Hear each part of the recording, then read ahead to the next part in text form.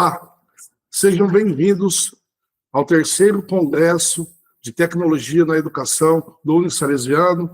Eu sou o professor Oswaldo, coordenador do curso de Direito do Unisalesiano Linz. Gostaria de cumprimentar e agradecer a presença do nosso professor titular de Direito Processual Penal, professor Pedro Lima Marqueri, e o nosso convidado especial, o professor doutor Alexandre Rocha Almeida de Moraes. Muito obrigado pela presença no nosso Congresso Internacional. Hoje nós vamos conversar, uma conversa informal aqui, sobre a revolução tecnológica e o direito penal. Nós vamos conversar um pouco sobre o processo de criminalização, os crimes cibernéticos.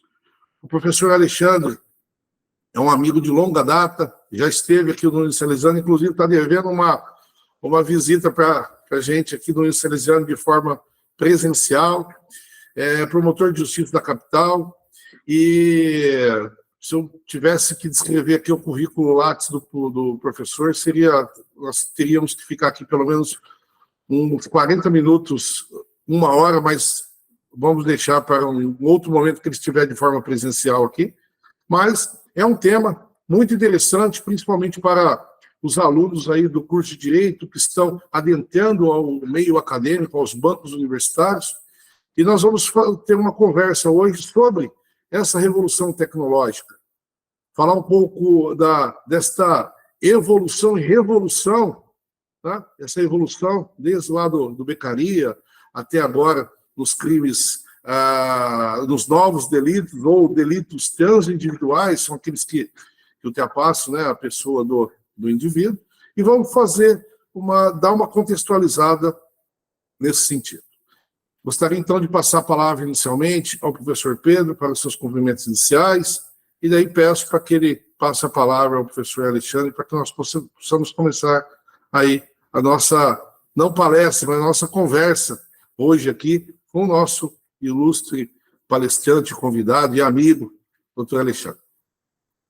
Obrigado, professor Oswaldo, cumprimento a sua presença, cumprimento também o professor Alexandre.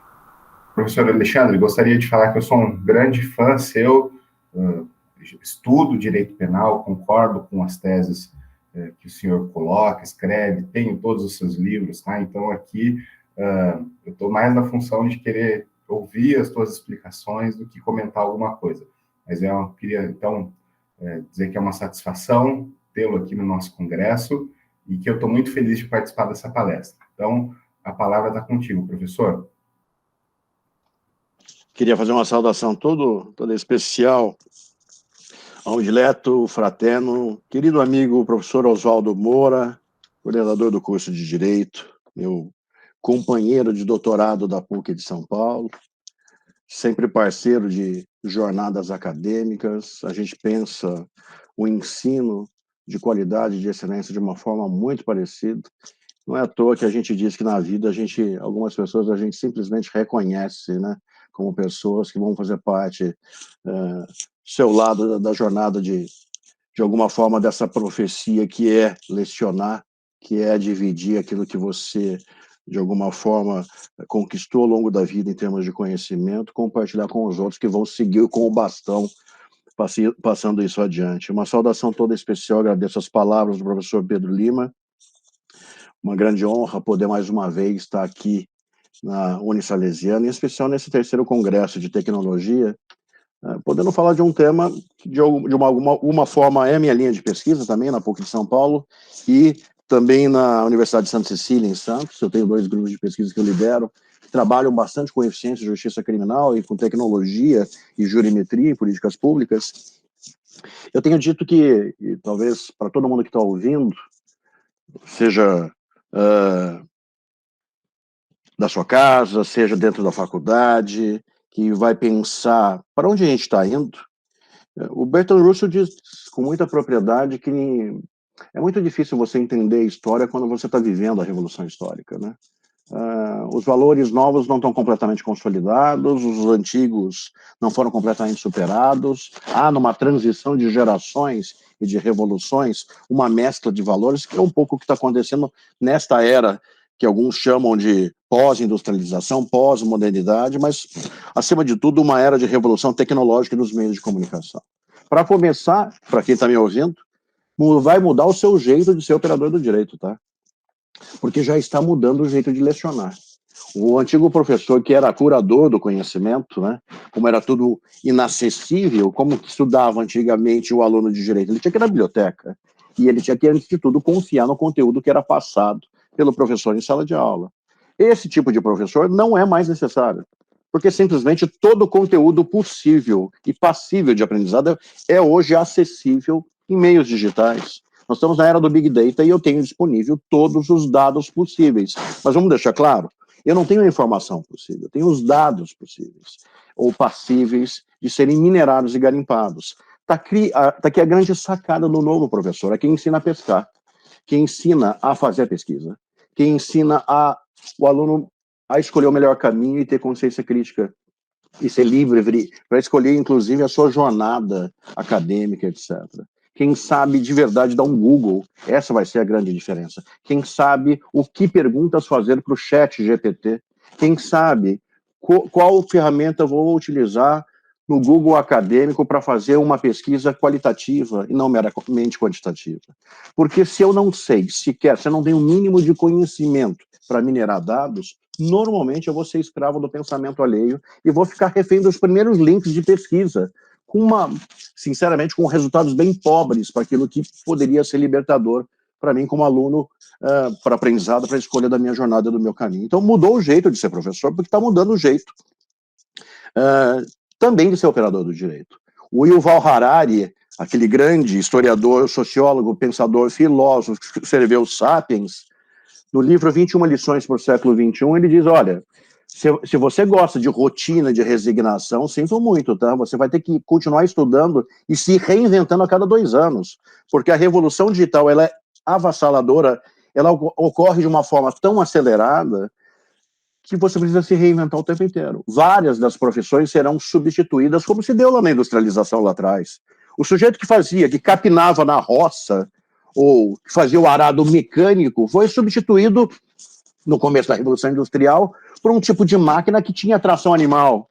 Esse sujeito perdeu inicialmente o emprego, mas o gap dele de começar a trabalhar, por exemplo, como caixa num supermercado, era muito pequeno. O que eu quero dizer é o seguinte, ele teve que aprender pouca coisa para se reinventar e ter uma nova função.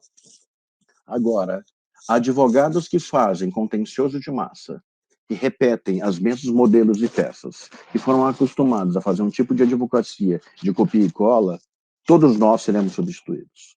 Falo advogados em sentido lato, porque vale para qualquer promotor, para qualquer juiz, delegado de polícia, porque hoje, com o robô de inteligência artificial, eu já tenho a possibilidade de fazer todas as peças, ensinando na técnica de learning machine o que vai ser feito. A gente vai ter que ser substituído, vai ter que se reinventar, dentre outras coisas, para aprender, como operador do direito, a trabalhar em rede, como operador do direito, que modelo de negócio e hipótese eu vou perguntar para o sistema, para o Big Data, e mais do que isso, como eu vou fazer qualitativamente análise de dados.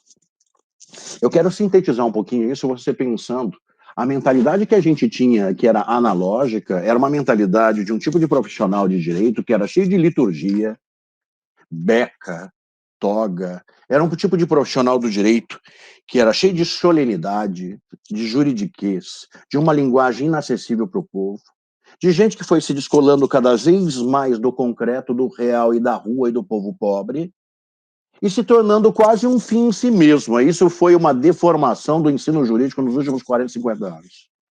Esse tipo de operador do direito se transformou, ou vem se transformando, num operador do direito que eu chamo de digital. Quem é digital? Tem uma linguagem mais informal. Entende que, na verdade, você é só instrumento. Então, eu tenho menos solenidade, menos liturgia, e o modelo tradicional de direito de pelejar, de dialética, de conflito de interesses, cada vez mais se substitui na área digital por um modelo de negociação e consensualismo. Cada vez mais se exige, numa era em que eu posso cobrar eficiência de órgãos públicos, inclusive do sistema de justiça, cada vez mais o sistema exige transparência, eficiência, accountability. Logo, eu preciso ter um modelo de operador do direito que tem agora, dentro da Faculdade de Direito, além de uma formação para o cibernético, para o digital, uma formação de resolução alternativa de conflitos de maneira mais eficiente, com o menor custo social possível. Só de cara, estou dizendo, eu podia chamar isso de justiça multiportas, ou eu podia chamar isso de mediação, conciliação, arbitragem, justiça terapêutica, justiça restaurativa. Eu podia chamar isso de acordo de não persecução civil, acordo de não persecução penal. Eu podia chamar isso de termo de ajustamento de conduta, ou de autocomposição no âmbito da administração pública, ou de acordo de leniência. Eu podia chamar isso de qualquer ferramenta diferente que hoje está em todos os ramos do direito, de modo a exigir e a explicitar que o novo operador do direito é alguém que vai ter habilidade comunicativa de fazer acordo, em que a resolução do conflito é menos dolorida para ambas as partes, em que eu tenho uma pacificação do conflito de interesse que vai muito além do processo em sentido estrito. Isso aqui é símbolo de uma geração que já é digital. Agora, ao lado dessa nova formação digital, eu tenho cada vez mais, e isso é um paradoxo, o retorno para um tipo de operador do direito que tem visão multidisciplinar dos problemas. Por que isso? Porque a industrialização fez a gente ficar muito especialista. Então, isso aconteceu com a medicina, isso aconteceu com o direito. Tem gente que só trabalha com direito trabalhista, tem gente que só trabalha com direito tributário, com direito previdenciário, na medicina a mesma coisa. A questão é que, numa era em que os problemas são complexos, alguém ser tão especialista desse jeito, ele é inservível e imprestável. Numa era em que eu tenho problemas complexos que são multidisciplinares, cada vez mais eu exijo um médico clínico geral. Não dá mais para você ir no médico ortopedista e ele dizer, desculpa, eu não mexo com o cotovelo, só com o joelho e ligamento cruzado anterior. Não dá mais para você dizer assim, eu sou ambientalista. Desculpa, quem só sabe direito ambiental não sabe direito ambiental. Porque hoje, a prática de uma infração ambiental também é uma infração criminal. E você precisa saber de direito penal, política pública. Você precisa saber de prevenção, de repressão, de APA, de APP, de reserva legal. Quem só sabe de infância e juventude não sabe de infância e juventude. Por quê? Porque infância e juventude pressupõe você saber política pública, direito administrativo sancionador, direito criminal, questões específicas de uma vara de competência absoluta. Quem só sabe de violência doméstica precisa saber trabalhar de forma multidisciplinar. Então, quando a gente fala de mentalidade digital dessa nova era de profissionais do direito, reparem bem o que tem de diferente. São profissionais, todos os novos microsistemas jurídicos há algum tempo estão anunciando isso para a gente, que já é a era digital. ECA, Maria da Penha, toda a legislação ambiental, toda a legislação de trânsito, toda a lei de drogas, Estatuto da Pessoa Idosa, Estatuto da Pessoa com Deficiência. Todos esses estatutos são microsistemas jurídicos que demandam profissionais com intervenção com olhar holístico, cosmopolita e multidisciplinar.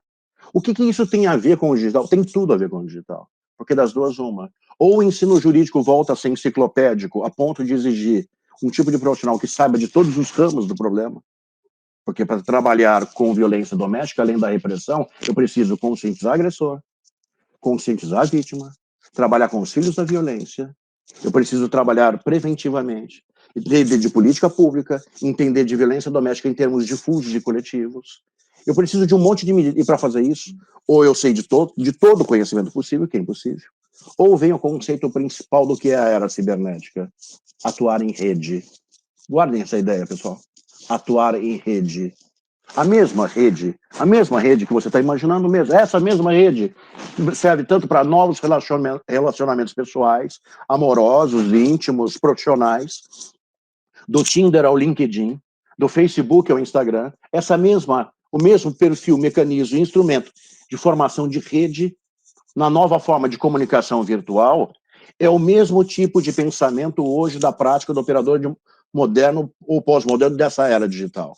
Atuar em rede significa dizer, num problema complexo, compreender que eu tenho que estar na nova forma de atuação ao lado de um psicólogo, de um assistente social, de um sociólogo, de um estatístico, de um matemático, de um médico, de um antropólogo, de gente que olha para o mesmo fenômeno, que por um acaso a gente chama de crime, mas eles vão chamar de disfunção social, com soluções muitas vezes com menor custo financeiro, orçamentário, e, sobretudo, social, com menor custo para as partes, ou uma ferramenta ou um instrumento muito mais efetivo para a resolução de conflitos.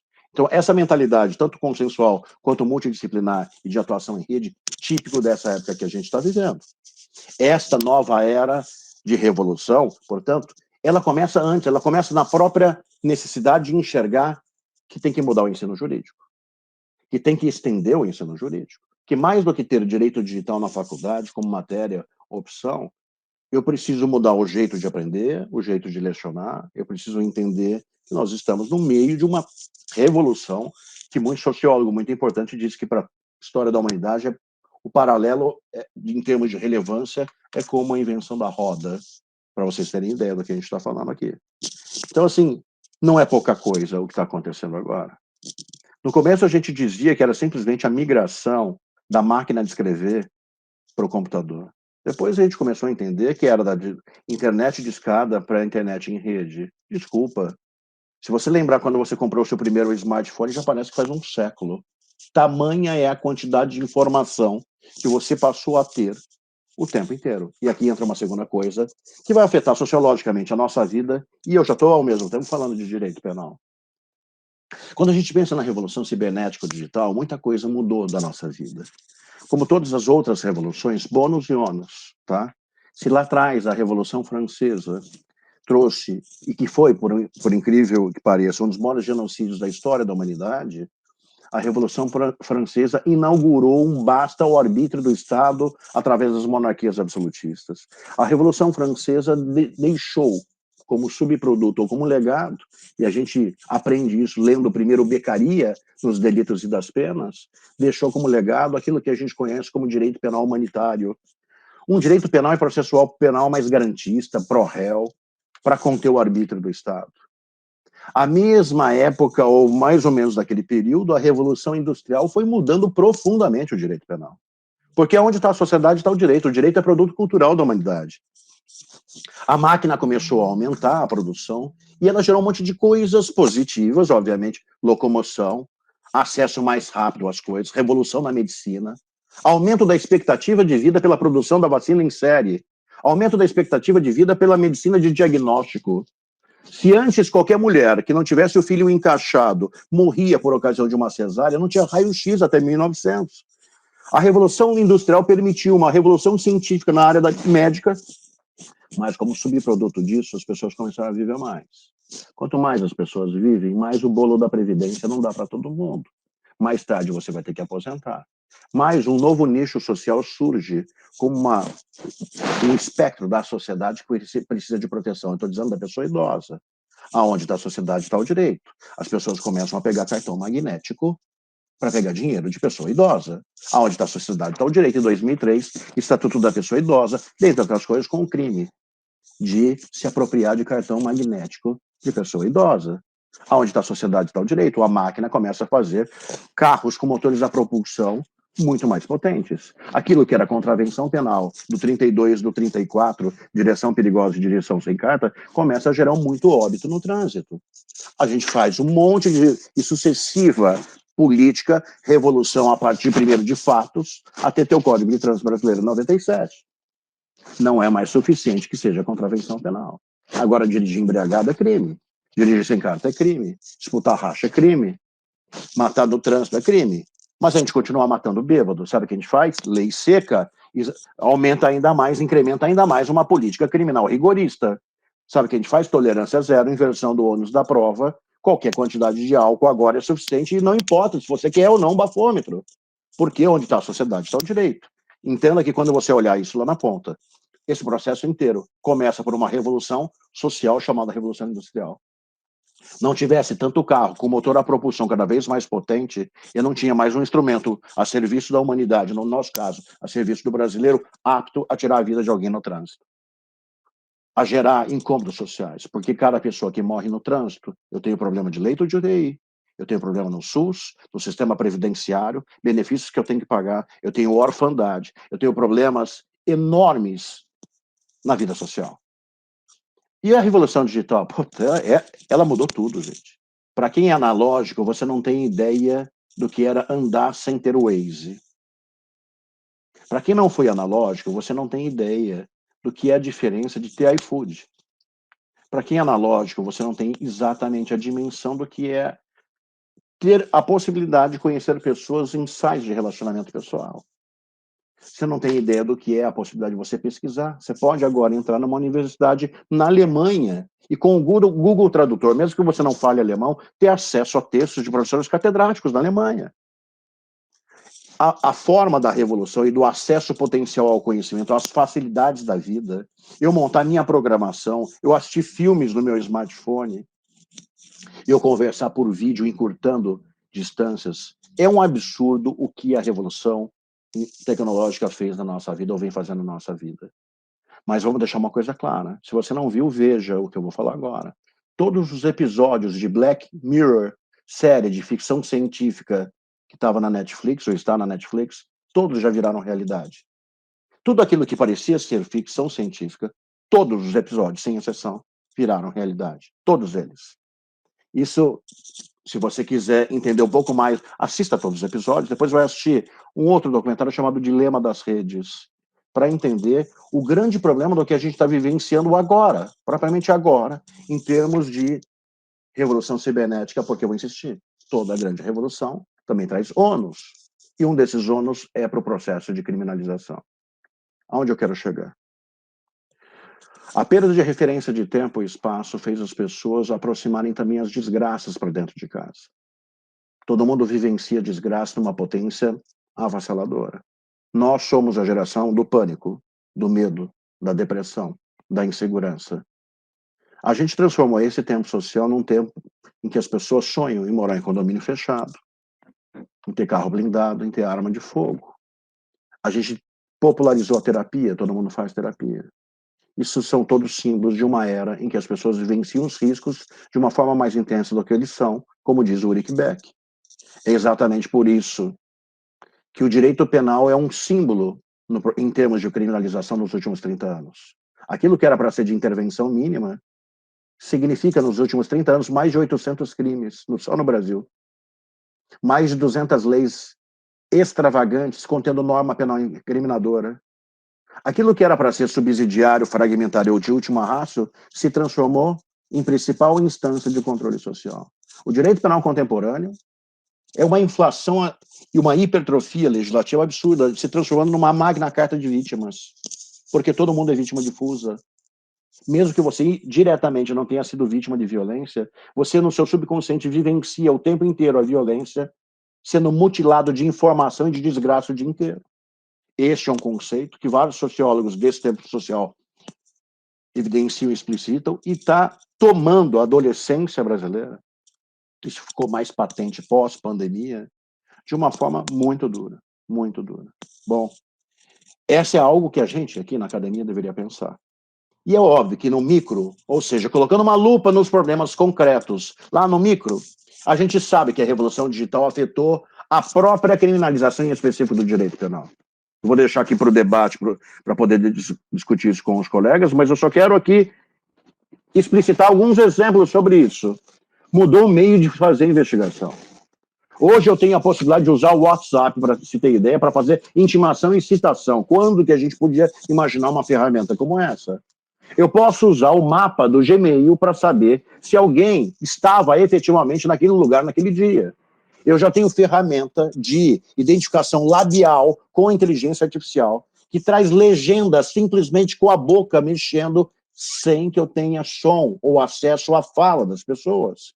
Eu tenho hoje ferramentas de obtenção de prova por meios cibernéticos digitais impensáveis em outros tempos. Ao mesmo tempo, nunca se discutiu tanto no direito material da possibilidade ou da necessidade de construção de um ramo próprio do direito chamado direito penal digital.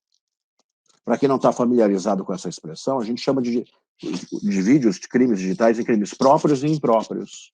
Alguns próprios só podem ser praticados por meios cibernéticos ou com tráfico de dados. Alguns estão precisando ou exigindo customização. Eu fui anotando um pouquinho antes de começar essa fala com vocês aqui, só para vocês lembrarem. Aquilo que começou com a Lei Carolina Dickmann está lá no artigo 154A. Hoje eu tenho um monte de crime, né, contra a administração pública no 313A. Eu tenho um monte de crime cibernético praticado dentro do ECA, ou dentro do próprio Código Penal, no que diz respeito aos crimes de dignidade sexual, que vão desde exposição da intimidade, revenge porn, ou seja, novas formas de prática de infrações por meios eletrônicos, como no 216B, como no 218C.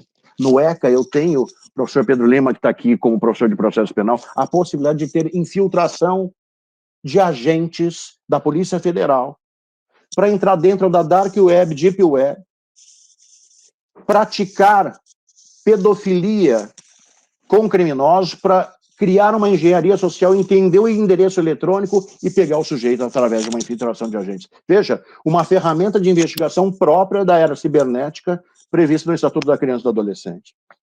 Agora, fora tudo isso, os crimes tradicionais estão tendo que ser revisitados. Hoje eu tenho, no furto, no 155, parágrafo 4b, a possibilidade de um furto praticado por meio eletrônico. Eu tenho a fraude, especificamente, no 171, parágrafo 2º-A.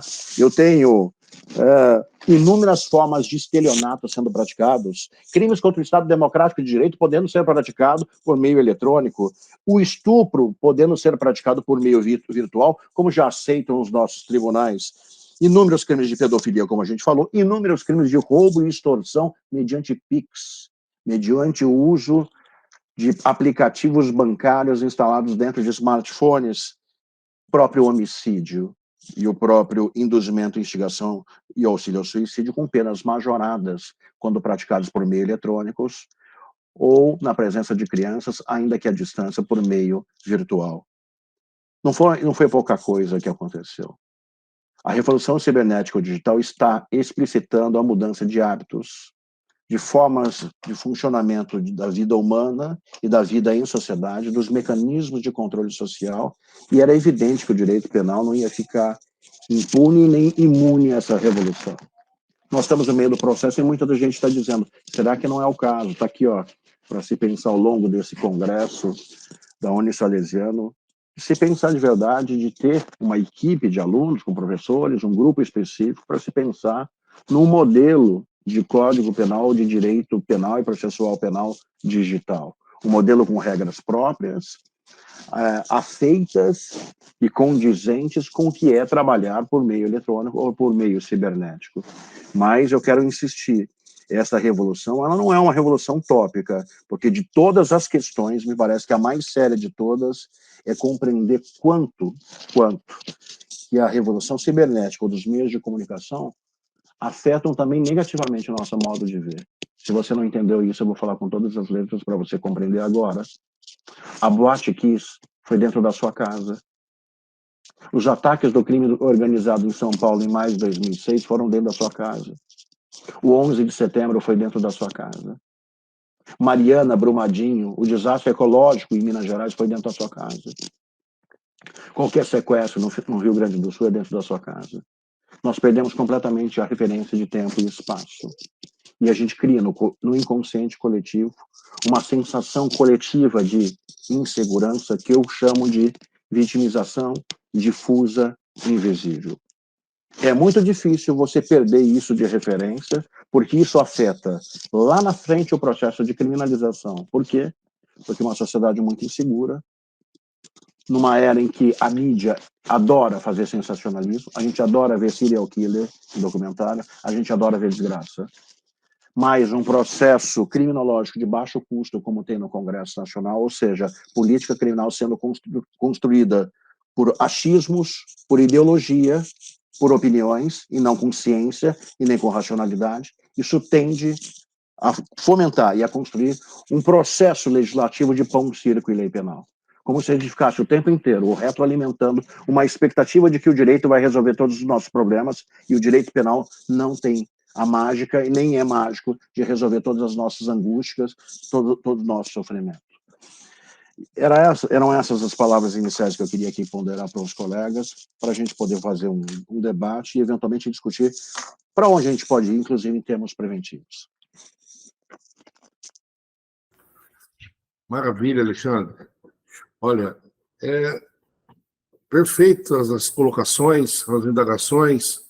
Inicialmente, eu faço as palavras do professor Pedro, as minhas, no sentido de que Eu também sou fãzaço do Alexandre. O Alexandre é uma pessoa que, toda vez que vem aqui no Salesiano, encanta. É uma pessoa que tem o poder da retórica, da persuasão muito boa, e é um conhecedor do direito penal, um promotor de justiça atuante e um professor também de direito penal atuante, né?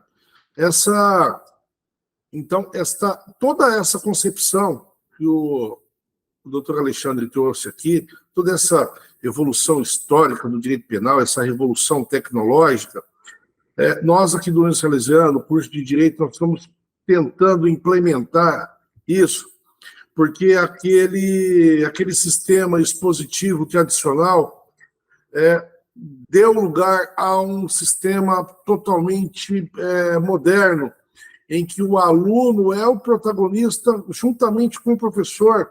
Então, inclusive, em nossa última capacitação docente, gostaria aqui de abrir um parêntese e parabenizar o Unisalesiano, a reitoria do Unisalesiano, na pessoa do Padre Paulo, reitor, e ao nosso pró-reitor acadêmico também, professor André, que desde antes da pandemia já foi aí um visionário em termos tecnológicos, em que nós entramos na pandemia em 2020, em março de 2020, e já no semestre anterior nós já estávamos formatados com 20% EAD na grade curricular. Então, aquilo que nós fomos capacitados, que adentramos no ano de 2020 para formatar esse modelo, veio a pandemia, estávamos já preparados para tanto.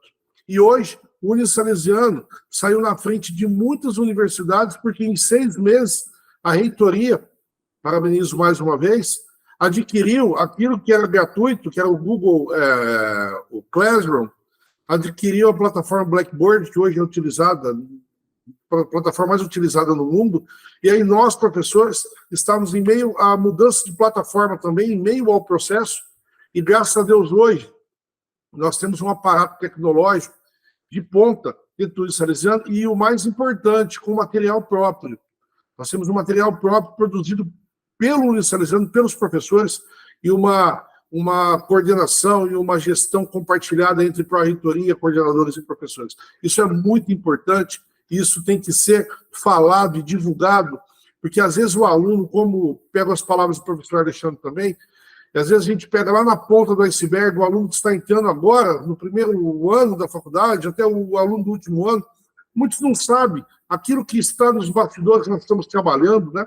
Que a juventude nossa, hoje, é muito imediatista, eles não querem pesquisar, eles têm todo o acesso, como o Alexandre disse, nas redes sociais, no celular, com um simples clique, diferente da nossa formação, que nós adentrávamos nas bibliotecas, estudávamos, pegávamos livros, e às vezes livros que estavam, inclusive, separados para alunos, estavam com outros alunos, esperávamos para pegar aqueles livros. Então, era uma sistemática totalmente diferente, e nós pegamos isso, eu e o professor Alexandre, nós pegamos isso, o finalzinho disso, quando nós terminamos nosso doutorado da PUC, em que nós ainda visitávamos a biblioteca da PUC, nossos estudos de doutoramento e em pesquisas e assim por diante. Era o início, né, de tudo isso, já estávamos no meio ao processo também, mas nós pegamos isso. Então, é muito importante contextualizar isso.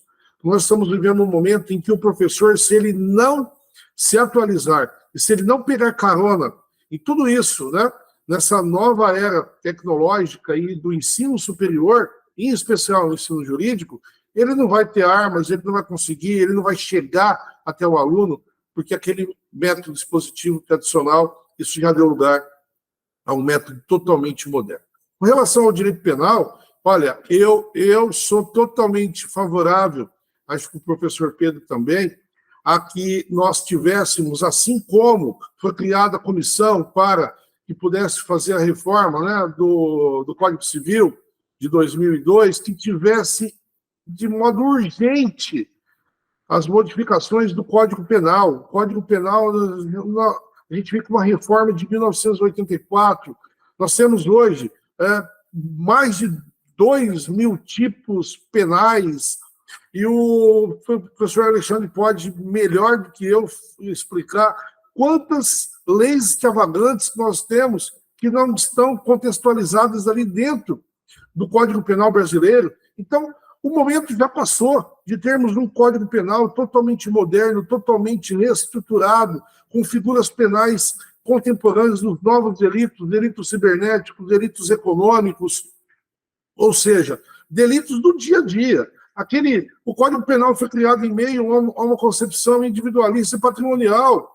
Hoje, o Código Penal, continuam-se as figuras tradicionais do Código Penal, os crimes tradicionais, como o homicídio, o furto, o roubo, sim. Só que hoje, os crimes perpassam a figura do indivíduo e nós temos que ter armas para isso. E o Código Penal não está acompanhando. Eu lembro, inclusive, uma palestra do Alexandre, em uma das palestras dele, que ele fala que é um absurdo o crime de ameaça, né? ter sido feita uma reforma no Código Penal, ao passo que o crime de ameaça é uma progressão para o crime de homicídio. E tem uma pena tão singela que permite que a pessoa ameace a mulher e aí cause um feminicídio, né? Ou uma violência doméstica prevista na Lei Maria da Penha e assim por diante. Algumas modificações e alterações foram feitas na Maria da Penha, como a ação penal condicionada à representação ser incondicionada, mas muito tem que ser modificado ainda. E eu, Alexandre, estava comentando isso com os alunos do primeiro ano, inclusive, uma das suas falas, no sentido de que o aluno do curso de Direito, nós temos que pensar de uma outra forma, que ele participe mais das aulas de forma ativa, em aulas invertidas, como nós estamos trabalhando hoje. Eu tive a oportunidade, em visita técnica, de conhecer a FGV, aqui pela instituição. E o saudoso e meu professor, e eu sou fãzaço dele também, o professor Oscar Vilhena Vieira, que é, na minha concepção, um dos maiores cientistas políticos hoje da atualidade aqui no Brasil. E tive a oportunidade de estar lá na FGV e conversar com o professor Oscar Vilhena Vieira e conhecer a FGV e conhecer a estrutura da FGV. A FGV, hoje, o curso de Direito é integral, de manhã e tarde. Participamos de algumas oficinas lá na FGV, foi a minha esposa fazer essa visita técnica, e nós conhecemos um mundo que aqui no interior nós não conhecemos. Certamente que um mundo e uma faculdade, uma universidade mais seletiva, tendo em vista o valor da mensalidade, que não acompanha a classe do aluno, nós temos um alunado classe C, mais do interior, partindo um pouco para o B, o alunado mais da capital, o alunado mais A, porque a FGV é um curso integral, nós temos um curso no interior em que o aluno trabalha o dia todo e no período noturno ele vai para a universidade, o que não desmerece a capacidade e as condições pessoais, né, do aluno. Só que nós estamos trabalhando nessa vertente e a FGV trabalha há muito tempo, então foi muito importante essa visita. E essa contextualização penal é muito importante desde o Beccaria até hoje. E aí nós temos alguns ícones aí, eu acho que nós temos, para mim, um dos maiores penalistas também do mundo, aí, nós temos aí o Hasselmer, acho que figuras do direito penal, o Silva Sanches também, que trazem um direito penal mais moderno, um direito penal mais contemporâneo, trazem um expansionismo penal mais moderado, né?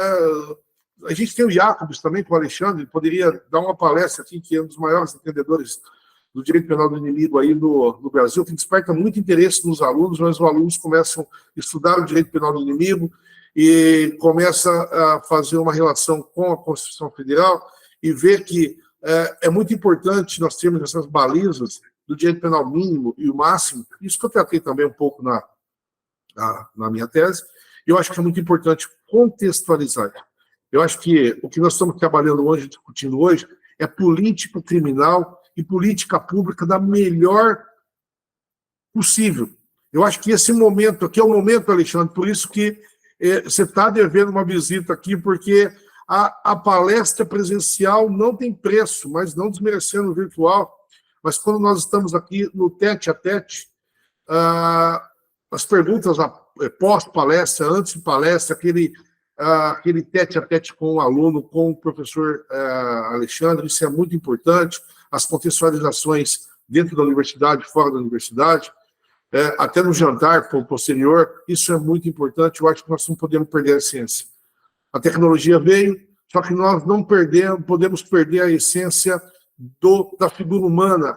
Isso não tem preço. E o Salesiano trabalha isso, que Dom Bosco falava, que nós, gestores salesianos, nós temos que estar junto aos jovens.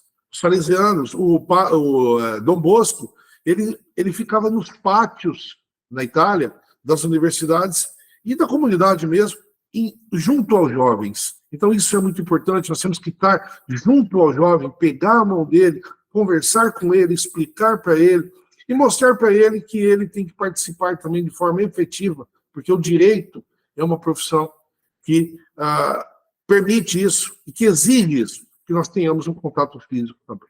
Então, é muito importante. Eu dei uma contextualizada para dizer que eu sou apaixonado por direito penal, adoro direito penal, e eu acho que essa palestra do Alexandre foi só um pontapé inicial para quando ele vier para cá, ele possa tratar de outras questões, como as questões do livro dele, do direito penal racional, livro fantástico, da criminologia também, escreveu junto com um colega nosso também, promotor de justiça, e o direito penal do inimigo, que foi fruto aí da dissertação do mestrado do Alexandre. Quero passar a palavra para o professor Pedro, suas considerações, para que a gente possa estabelecer também alguns questionamentos aí com o Alexandre, nessa conversa tão informal e tão importante que nós estamos tendo isso, hoje, que os maiores aí, privilegiados aí são os alunos profissionais do direito que estão nos ouvindo. Professor Pedro? Alexandre, muito obrigado aí pelas considerações iniciais. Eu queria fazer algumas provocações aqui e saber a tua opinião sobre uns temas que muito me inquietam e tem relação com tudo que você nos disse até agora. Bom, eu tenho percebido que o direito penal atual, ele tem, assim, movimentos que são cambiáveis, parece um pêndulo, assim, extremamente contraditório. Ora, você vê que o direito penal ele se encaminha para um direito penal mínimo, um garantismo hiperbólico, às vezes até um abolicionismo de algumas condutas, e horas ele adota posturas de tolerância zero e de direito penal máximo.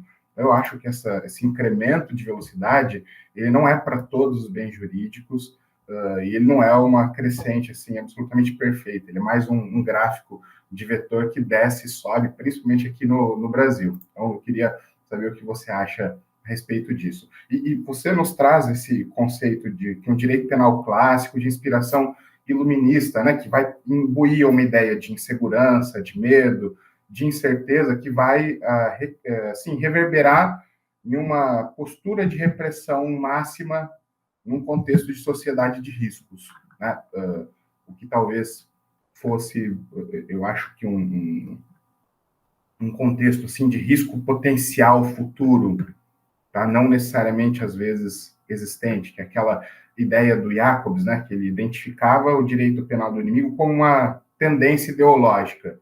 Depois ele fala que não, isso não é uma tendência, de fato é alguma coisa que está acontecendo na Alemanha. E lá, depois dos atentados de 11 de setembro, ele fala, não, isso aqui está acontecendo no mundo todo. E de fato, né, está aí presente no mundo todo esse incremento de velocidade.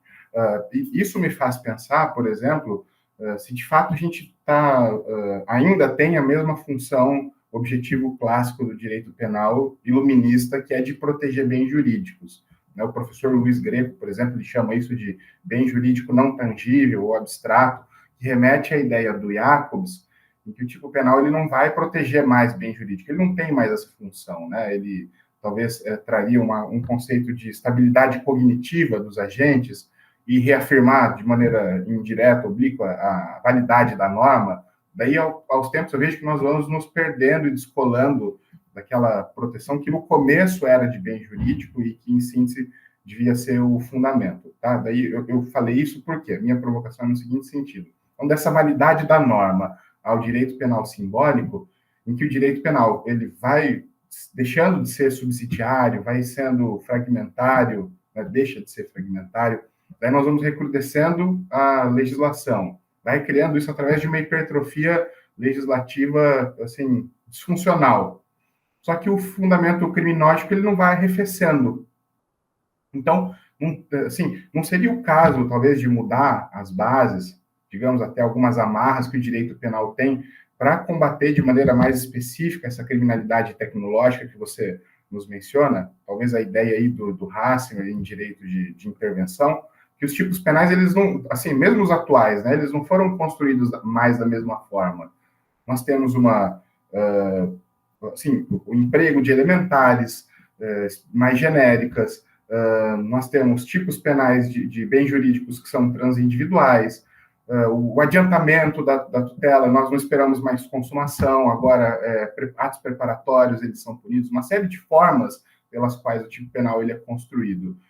E isso faz, principalmente nos tipos penais que envolvem tecnologia, ter uma redução muito grande no tempo de debate e de aprovação desses tipos penais. Tá? E eles, muitas vezes, usam, por exemplo, elementares restritas.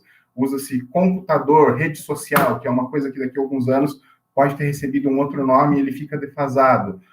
Ou mesmo são construídos de maneira inadequada. O senhor cita ali a Lei Carolina Dickmann, que teve que sofrer uma série de alterações para a construção de um tipo penal que fosse mais adequado.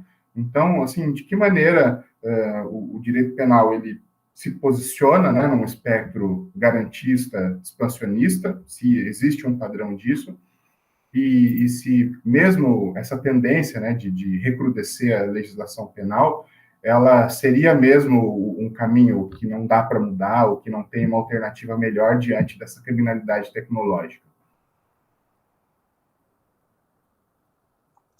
Bom, eu primeiro queria agradecer as palavras do professor Oswaldo e dizer que eu tenho certeza absoluta, com perfeita convicção, muito além da amizade, de dizer como vocês são abençoados e agraciados de ter um coordenador no curso de Direito que tem a cabeça que ele tem, tá? Eu, antes de até me estender nessas perguntas brilhantes do professor Pedro, eu só queria deixar aqui um eixo de reflexão para quem está nos ouvindo. Se eu sou aluno de Direito nessa época, ou nessa era, o que eu faria além da formação tradicional? Porque, assim, quem mais estudar, quem mais se reinventar, quem mais rápido se adaptar para essa mudança, antes vai estar pronto para um outro nicho. Eu tenho dito isso já faz um tempo. Para muito além de escolher entre carreira privada e carreira pública, os tradicionais concursos públicos, como foi a minha opção de vida, hoje claramente tem um terceiro nicho possível, que se chama Legal Tech, startups ligadas a direito, tá?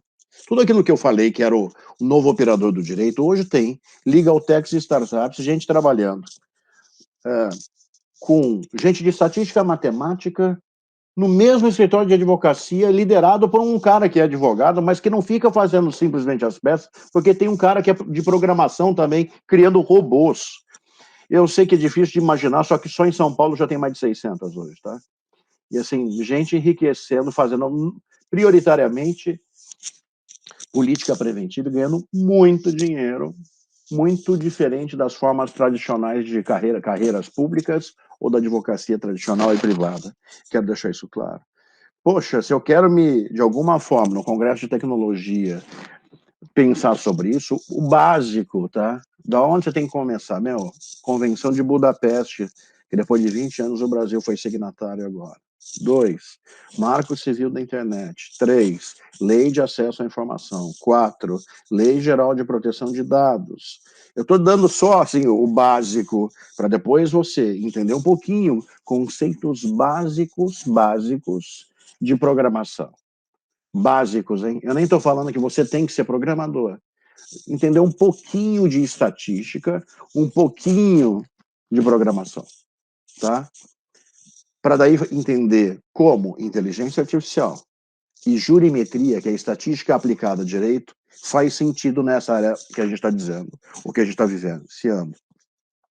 Só para os colegas terem ideia disso, eu não sou professor só de direito penal na PUC, tá? Eu dou aula de criminologia, de direito penal, de violência doméstica, de prática do júri, mas tem uma matéria específica que eu já estou há 3 anos lecionando, que se chama Direito e Tecnologia.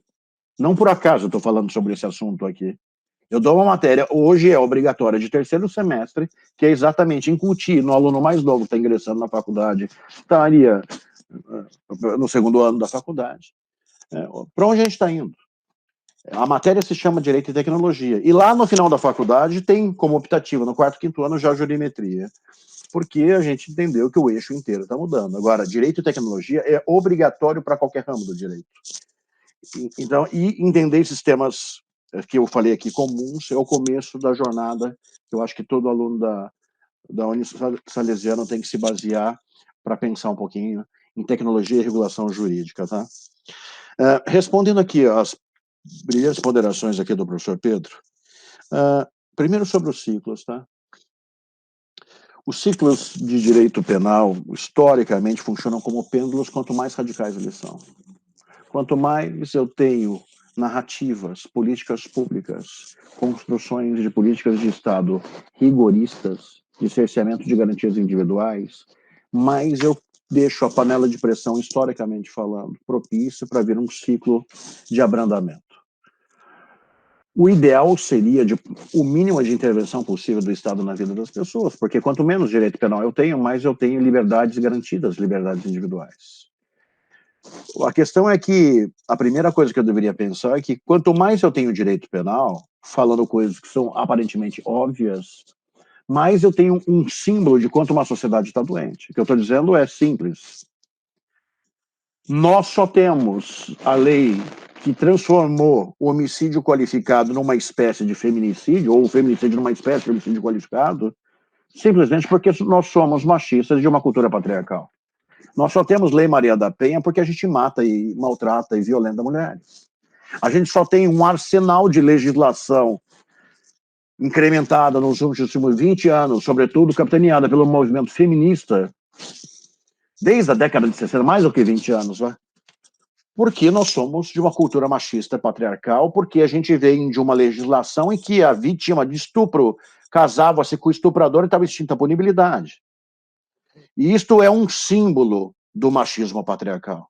Você imaginar uma coisa tão doentia quanto uma vítima de estupro, para não ser, como dizia o Nelson Hungria, perder o desfrute porque ela foi deflorada e ela deixava de ser um dote para o pai e passava a ser um fardo para o pai, a solução dada pelo Estado brasileiro não é uma solução de opinião, é de lei. Foi que se a vítima casasse com o estuprador até 2005 no Brasil, estava extinta a punibilidade. Que coisa mais doentia do que isso? Assim, para quem acha que discurso de proteção às mulheres é um discurso de lacração, de mimimi, isso é ignorância histórica, no mínimo, assim, para não dizer má fé. Porque basta visitar o direito penal historicamente. É simples assim. Basta você visitar o direito penal brasileiro que você vai descobrir o quanto que a nossa cultura é historicamente machista e patriarcal. Se você acha que é um exagero falar sobre intolerância, o que está no artigo 1º e 3º da Constituição da República, desculpa. Olha para a lei de racismo e descobre que discriminar alguém pela cor da pele, procedência nacional, etnia, numa termas ou casa de massagem é crime de racismo. Vocês acham honestamente que alguém no Congresso Nacional imaginou, vai que alguém é discriminado numa termas? Meu Deus do céu.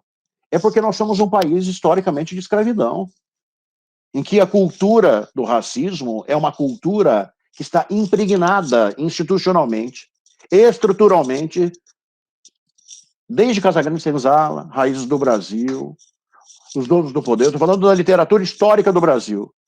Historicamente, o racismo faz parte da nossa vida. Basta ver quantos colegas negros você tem em sala de aula. É simples assim que eu quero. Para um país que tem 51% de negros e pardos, olha quantos negros tem na sua sala de aula. Olha quantos negros tem no Supremo, no STJ. Olha quantos negros tem nas empresas. Quantos são CEOs de banco. Eu quero misturar duas coisas de tecnologia para insistir nessa ideia, para dar um exemplo importante. Recentemente, o Supremo Tribunal Federal, no voto do ministro Alexandre de Moraes, está querendo pautar a questão da quantidade de droga para fins de tráfico de entorpecentes, tá? Eu quero deixar uma coisa clara aqui. Acho que o Supremo não tem que se arvorar em querer legislar, porque ele viola a separação de poderes. Eu entendo por que o ativismo está tão exacerbado, mas está extrapolando no meu sentir isso. Isso é papel numa democracia do legislativo, que representa a vontade popular, que pode repactuar o contrato social. Agora, eu quero mostrar a utilidade dessa discussão que ele está trazendo. O ministro sempre foi contrário a qualquer tipo de descriminalização. Tá? Ele foi ministro da Justiça, foi secretário de Segurança de São Paulo, sempre foi contrário.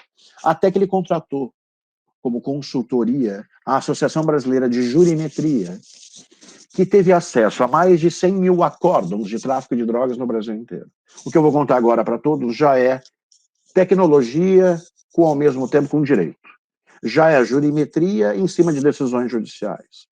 Já é uma saída para a gente evitar, Pedro, os excessos de radicalismos, porque toda política dura vai gerar política muito branda. E o excesso de política branda gera sentimento de anomia, de injustiça, de impunidade, que cria ambientes propícios para discursos radicais como bandido bom e bandido morto, rota na rua, vamos derrubar bandido, vamos etiquetar, vamos colocar e encarcerar a população, sobretudo a mais pobre e preta. Todos os discursos radicais de lado a lado não têm nada a ver com democracia, desculpa dizer. Todos eles significam violações do garantismo, porque na democracia o que interessa é a dupla face do garantismo.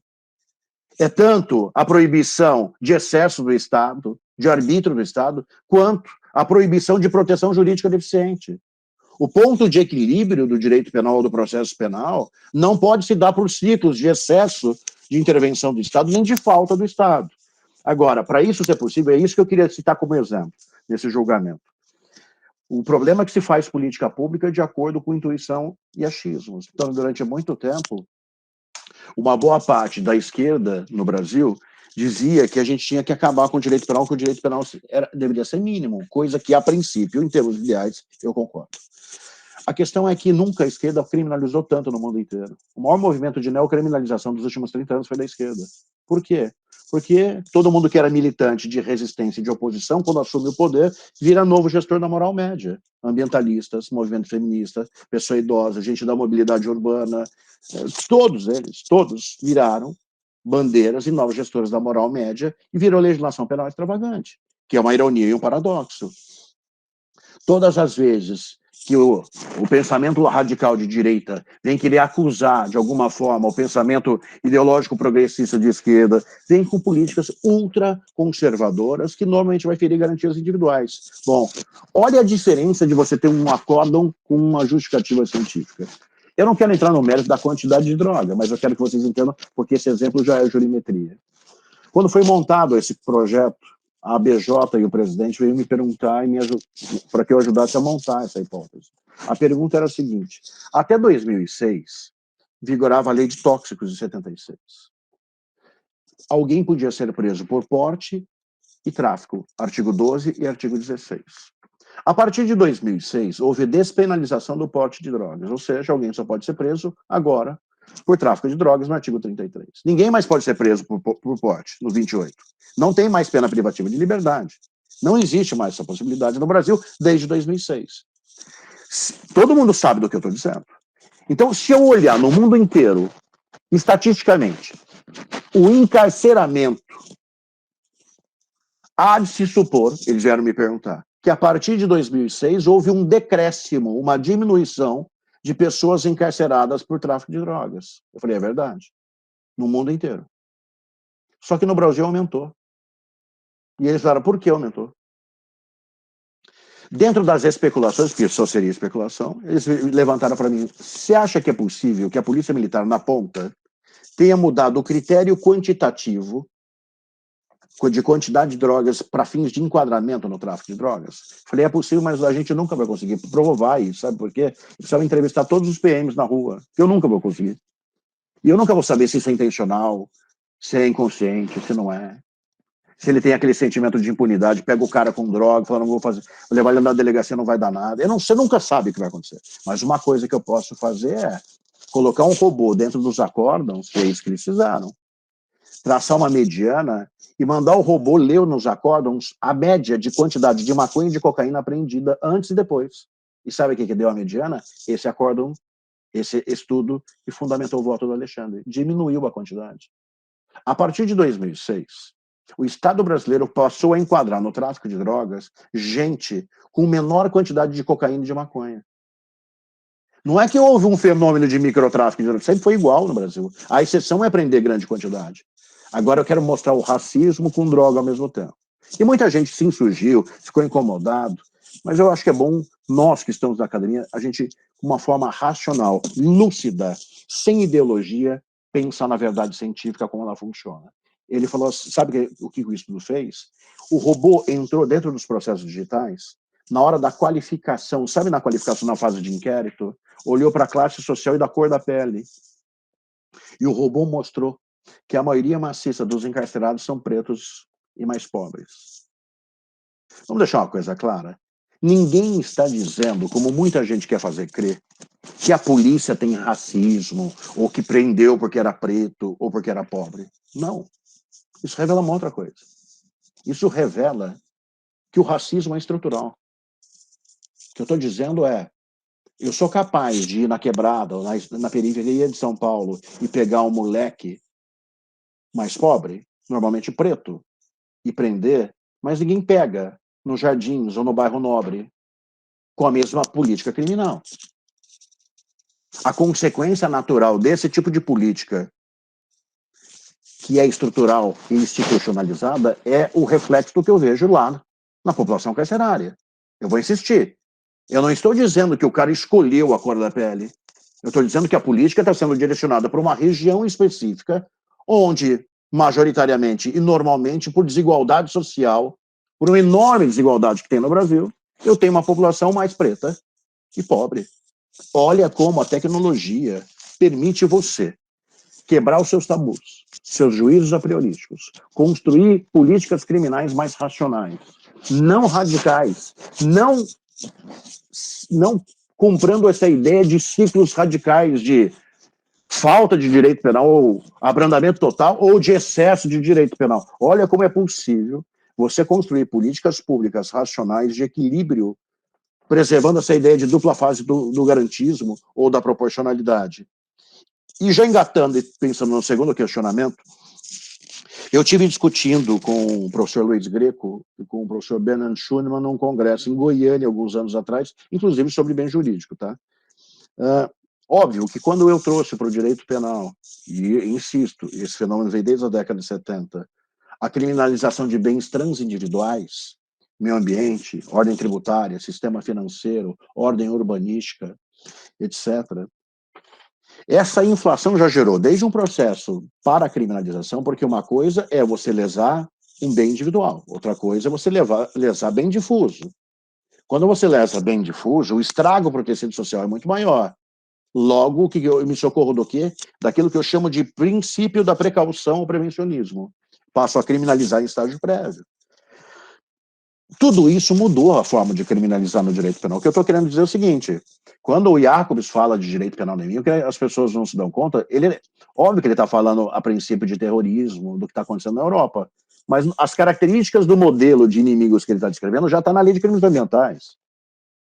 Você penetrar em unidade de conservação com apetrechos de pesca, por exemplo, você me dizer que isto é lesão ao meio ambiente, isto é a presunção da presunção da presunção. Você nem sabe se eu ia pescar.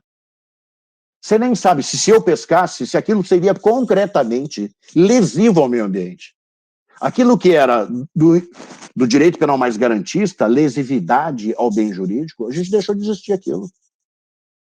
Agora, entenda, isso não é só um fenômeno para as novas formas de criminalidade organizada, milícia privada, grupo de extermínio, terrorismo, crimes cibernéticos, crimes de colarinho branco, criminalidade econômica e financeira. Não, isso também veio para os bens difusos, tá?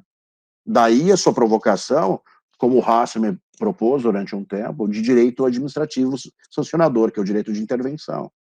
Daí, em Portugal, o Jorge de Figueiredo Dias propôs mera ordenação social. Antes de... Eu não quero ter a pretensão de saber quais são as melhores opções, mas uma coisa é certa, é que todo mundo aqui que pensa, eu começo a estudar direito penal, deveria saber. Não dá, gente, para dar a mesma vacina e o mesmo remédio para doenças diferentes.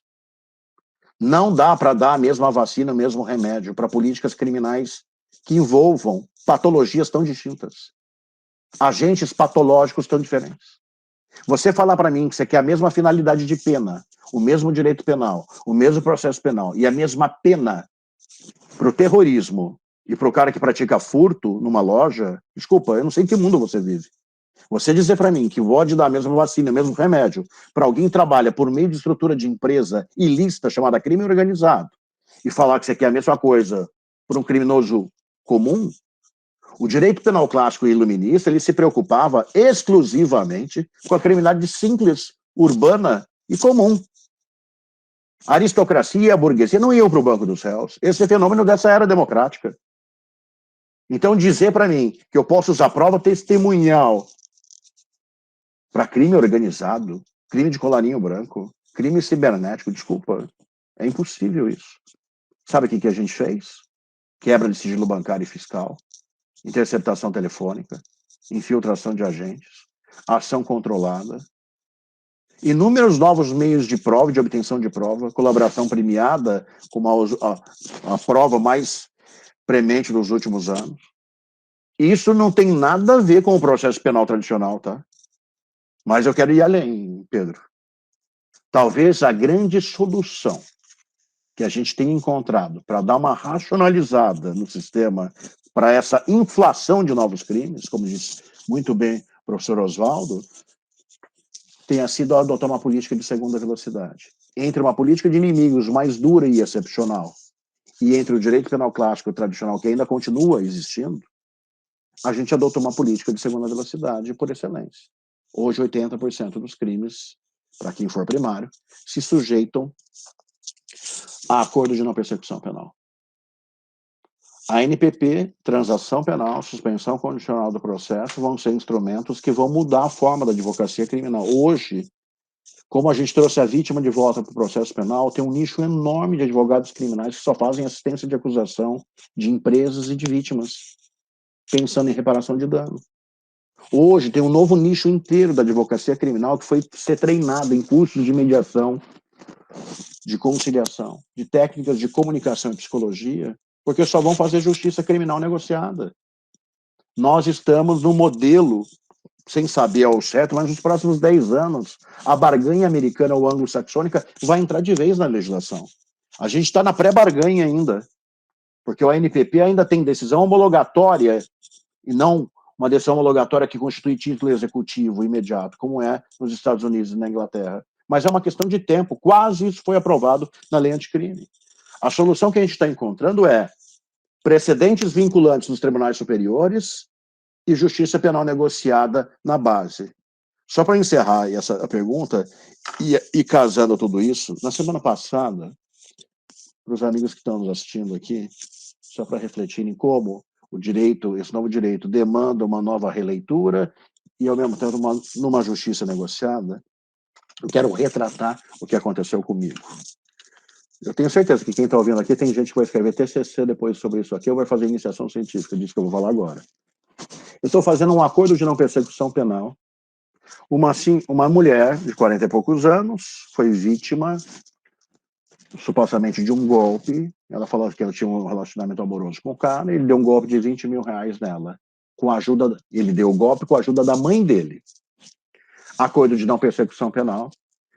Entra o filho com a mãe, uma senhora já. 2 minutos de conversa, eu falei, ok, acho que foi estelionato mesmo. Pensando comigo.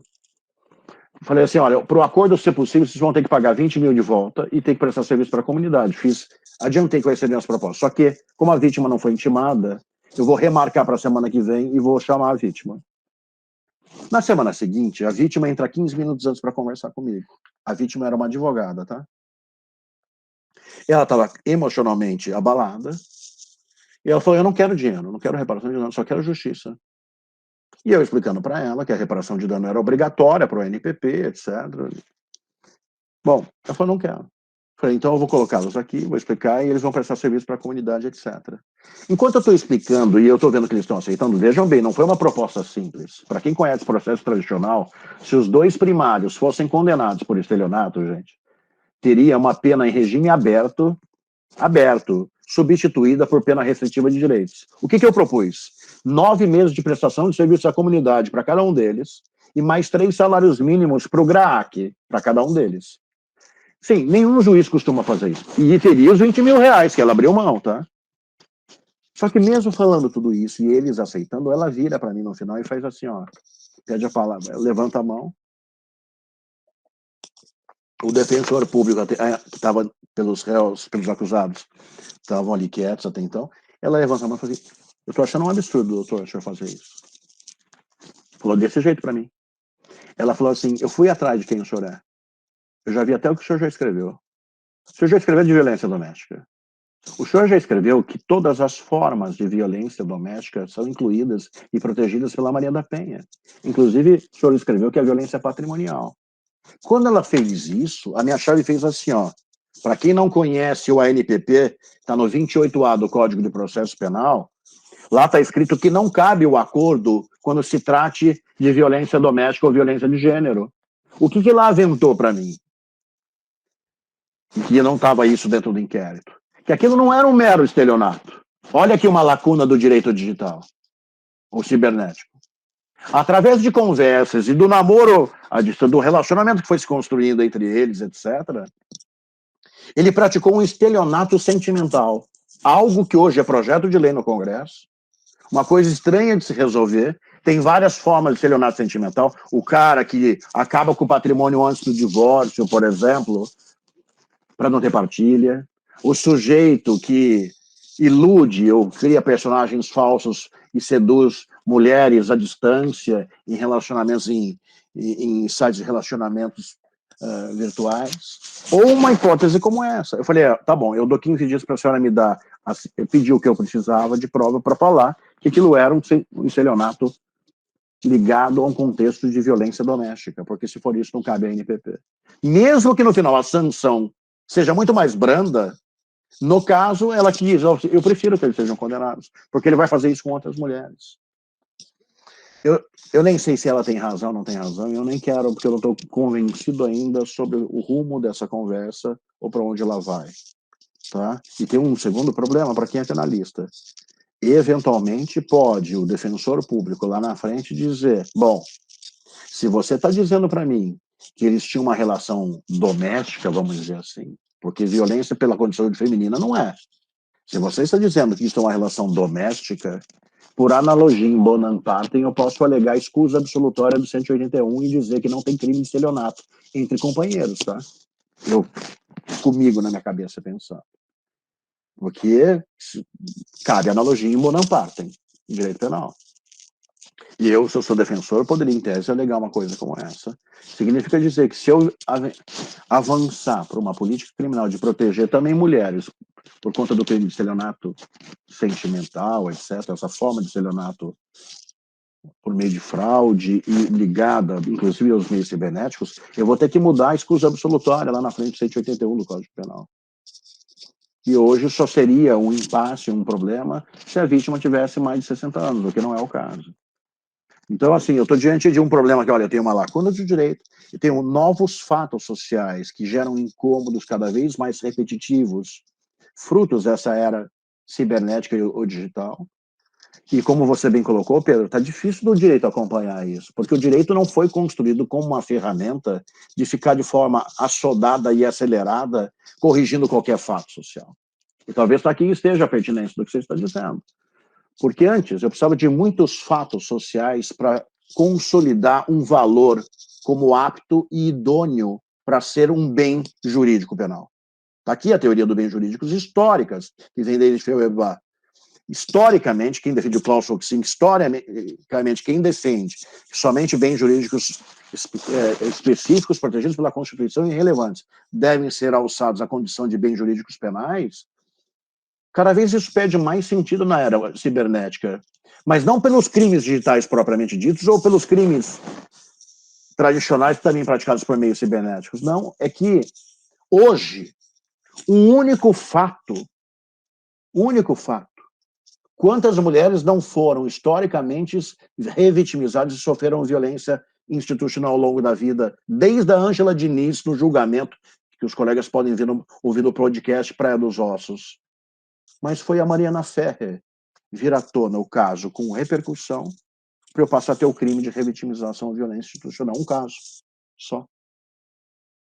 Quantas vezes a gente não está vendo isso acontecer? Um único caso com repercussão na mídia tem sido idôneo e apto a gerar uma mudança inteira da legislação. A dúvida que a gente deveria refletir, e que talvez, quem sabe, um grupo da Unisalesiano aí, coordenado pelo professor Oswaldo no futuro, possa ajudar a entender, é se a gente não tem que esperar o direito ter o tempo próprio dele. Se a gente não deveria ser menos assodado e entender se um único fato tem repercussão, ou se eu precisaria realmente de vários outros fatos. Porque hoje em dia um único fato é esquecido. Qualquer tragédia, todo mundo vai lá, faz teoria do cancelamento, todo mundo vai lá, dá sua opinião no story do Instagram, e 24 horas depois a gente está falando de uma outra tragédia qualquer. Professor Alexandre, e dentro dessa dinâmica de velocidade que nós temos hoje na era tecnológica, eu me lembro, assim, de ter assistido alguns anos atrás, vários anos, um filme chamado Minority Report, que tinha os precogs, né, que eles faziam uma espécie de previsão, né, um policiamento preditivo. Então, o que a gente tem de inovação hoje em dia na área de inteligência artificial, por exemplo, ChatGPT, ou no policiamento preditivo, que impacta diretamente o direito penal?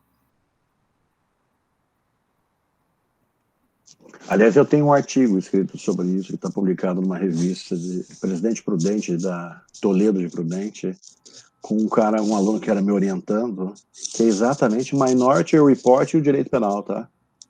Vou procurar, que legal. Exatamente. Oi, é um artigo. Inclusive, eu cito o filme na minha tese de doutoramento, que se enquadra muito, né, o filme é de 2005, é isso? 2006? Eu acho que é. É um filme que, de 2005 e 2006, reporta, né, a realidade do direito penal do fato, né, de direito penal do autor, quer dizer. Então, aquela antecipação Olha, é fantástico o filme, inclusive eu fiz a introdução da minha tese, muito bem colocado pelo professor Pedro. Para os colegas que estão aqui assistindo a gente, para contextualizar e entender quem não viu o filme, é o seguinte: haveriam ali os 3 indivíduos que seriam humanoides, vamos dizer assim, uma mescla de gente desse planeta com outro planeta, que teriam poderes de antecipar e enxergar que um crime seria cometido. E aí, numa sociedade que é a segurança mais perfeita do mundo, e logo, de uma forma muito antecipada, prendem o sujeito antes de uma conduta, antes do próprio pensamento. Como eles já anteciparam que ele vai cometer o crime, prendem ele antes, e aí ninguém sofre as sequelas da insegurança ou do que vai acontecer no caso do crime ser praticado. Eu tenho, obviamente, mecanismos hoje de predição para fins de política de prevenção de criminalidade, tá? Eu posso fazer isso por geoprocessamento, eu posso fazer isso com novos mecanismos de obtenção de prova, como identificação labial, como eu disse, eu posso fazer isso através de rastreamento de smartphone de alguém, etc. Isso como predição. Agora, pensando especificamente no que diz respeito à possibilidade de predição e de excessiva antecipação, tem algo que não tem a ver propriamente com o mundo digital, que eu vou dizer, que há um pouco de especulação hoje, mas já tem muito livro de direito penal escrito sobre isso, que se chama neurociência, tá? Nunca o estudo sobre o mapeamento do cérebro humano esteve tão avançado. E há estudos de neurociência, os colegas que quiserem pesquisar, os amigos que quiserem pesquisar, procurem neurociência, livre-arbítrio e direito penal. Gente que está dizendo, ou questionando a própria ideia de livre-arbítrio, dizendo que há estudos do mapeamento do cérebro humano, de que a tomada de decisão para o cometimento do crime viria de forma involuntária e já condicionada dentro da cabeça do cara, do agente, antes da voluntariedade. Então, dentre outras coisas, seria possível diagnosticar no mapeamento do cérebro pessoas que já têm a tendência a serem feminicidas, estupradores, ou qualquer outro crime, com o tempo. E isso, de alguma forma, pretende relativizar a própria ideia de livre-arbítrio, que é um princípio básico do direito penal clássico iluminista. A responsabilidade subjetiva parte da responsabilidade. Se o sujeito é capaz e imputável, ele tem o livre-arbítrio. E qualquer outra condição social que você possa, na criminologia, dizer, olha, influencia, cria, pode até ser objeto de preocupação por uma política de prevenção macro. mas nunca pode afastar o livre-arbítrio, até porque a maioria maciça do povo pobre e miserável do Brasil é de gente que não comete crime, vamos deixar claro. Não é de gente criminosa, é de gente ordeira, decente, trabalhadora, e que resolveu não delinquir. Agora, olha o risco do que a neurociência, só para todo mundo ter ideia de como começaram esses estudos. Aconteceu tanto nos Estados Unidos como tem o caso do pedreiro no Brasil, que teve uma lança que transfixou a cabeça dele, uma lança, um acidente, transfixou, ele perdeu muita massa encefálica, e depois que tiraram a lança, fizeram a operação, a cirurgia, etc., perceberam que ele não teve nenhuma sequela. Por quê?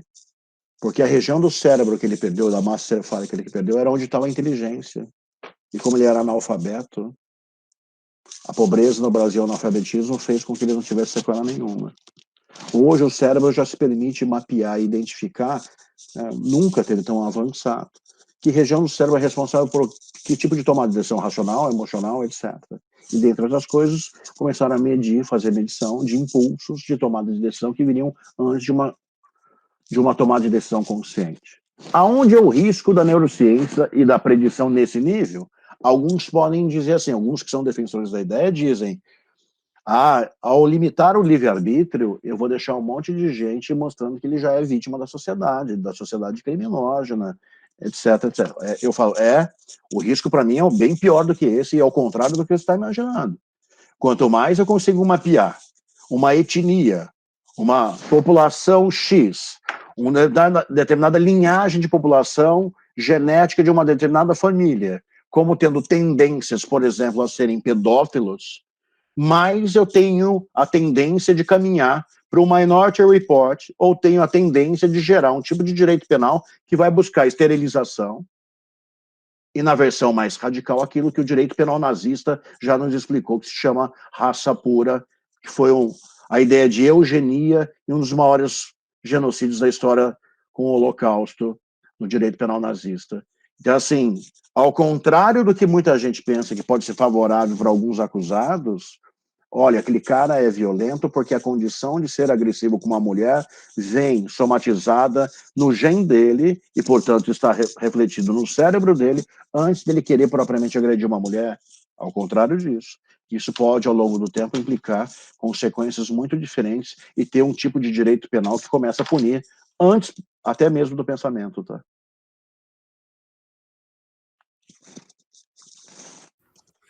Olha, Alexandre, eu gostaria de agradecer a sua presença aqui em nossa palestra no Congresso Internacional de Tecnologia da Educação. É uma conversa muito agradável, fluindo muito bem a conversa, os pontos. Nós ficaríamos aqui horas e horas discutindo aí o direito penal, tem muita coisa para a gente discutir. O direito penal é muito vasto, é muito amplo, principalmente no momento que nós estamos vivendo, né? Muitas modificações, transformações, e como você diz, o termômetro disso é a sociedade, e você, inclusive, fez uma colocação, inclusive, você já citou isso em algumas falas suas, você fez a colocação do sergipano lá, do Tobias Barreto, né? Que fala que para você conhecer a sociedade, você tem que conhecer o direito penal daquela sociedade, né? E o direito penal nosso, ele é fruto da nossa sociedade. E nós temos que fazer isso e modificar isso, porque o ativismo judicial, tudo isso que nós estamos vivendo aí em termos de Congresso Nacional, reflete um judiciário, um legislativo, um executivo, em que merece uma atenção especial, não só por parte dos legisladores, mas dos juízes, dos chefes do executivo. Eu acho que é um momento de mudança na nossa mentalidade, e acho que isso está refletindo na academia também, porque nós, como no início da minha fala eu disse, nós viemos de uma formação totalmente tradicional expositiva, só que nós estamos nos reinventando. Hoje nós somos youtubers, nós somos técnicos em TI, nós somos professores, somos pais, advogados, promotores, juízes, pessoas que estamos vivendo em meio ao furacão, estamos em meio ao furacão, né? Em meio a toda essa tempestade, e que nós não tivemos uma formação nesse sentido. Certamente que para a geração nova, eles tiram de letra isso, porque eles nasceram em meio a tudo isso, e nós não, mas nada que a vivência, a experiência, a flexibilidade, o bom senso nos possa conduzir aí, fazer que a gente possa, cada dia, nos reinventar cada vez mais neste momento que nós estamos vivendo. Quero, então, agradecer ao Alexandre, agradecer ao professor Pedro, na participação aqui. Nós extrapolamos um pouco o tempo, mas foi muito bom essa conversa. Gostaria de passar para que o Pedro faça aí as suas considerações finais, o seu agradecimento, professor Alexandre, e aí, ao final, eu vou concluir aqui o nosso trabalho de hoje, nessa palestra, do 3º Congresso Internacional de Tecnologia da Educação. Professor Pedro? Alexandre, eu só queria, sem mais delongas, mandar um abraço para você, agradecer muito aí pela oportunidade de estar aqui e aprender um pouco mais contigo, tá? Saúde, sucesso na tua carreira, e um abraço forte aqui do pessoal do Unisalesiano.